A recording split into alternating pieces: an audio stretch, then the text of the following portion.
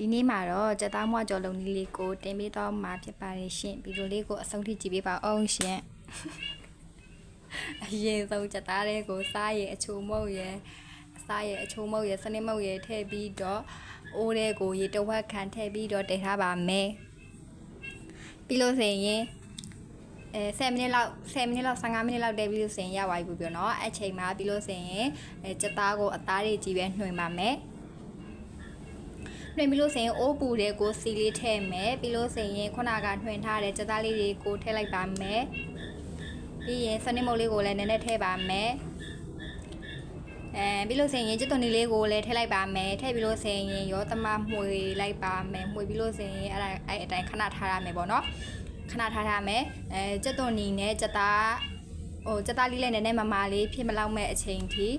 ပြီးလို့ဆိုရင်ကြက်သွန်လေးလည်းနွမ်းပြီးတော့ရလောက်မဲ့အချိန်ထိကိုထားရပါမယ်နော်ဟိုတစ်ချက်တော့မှွေပေးပေါ့နော်မမှွေလို့ဆိုရင်အောက်ကအိုးကကတ်သွားမှာပါပြီးရင်စားထည့်မယ်ချိုမုတ်ထည့်မယ်ပေါ့နော်ပြီးရင်အယောင်လေးလှဝအောင်လဲအယောင်လေးမုတ်လေးနည်းနည်းထည့်ပါမယ်အယောင်လေးမုတ်လေးနည်းနည်းထည့်ပြီးတော့မှွေပြီးလို့ဆိုရင်ကြက်သားလေးလည်းနည်းနည်းမာတောင်းလေးဖြစ်တော့အရန်လည်းမာတယ်မလို့ပေါ့နော်ကြက်သားလေးနည်းနည်းမာတောင်းလေးပြင်ရလက်ကန်ဒီကြက်သွန်လေးလည်းရပြီဆိုရင်ခွဲချမ်းကိုထည့်ပါမယ်ခွဲချမ်းကိုထည့်ပြီးတော့9မိနစ်10မိနစ်လောက်ခန့်ထားပြီးလို့ဆိုရင်เนาะကြက်သားမွားကြော်လေးကိုရပါပြီရှင်ဗီဒီယိုလေးကိုအဆုံးထိကြည့်ပေးလို့ကျေးဇူးများကြီးတင်ပါတယ်ရှင်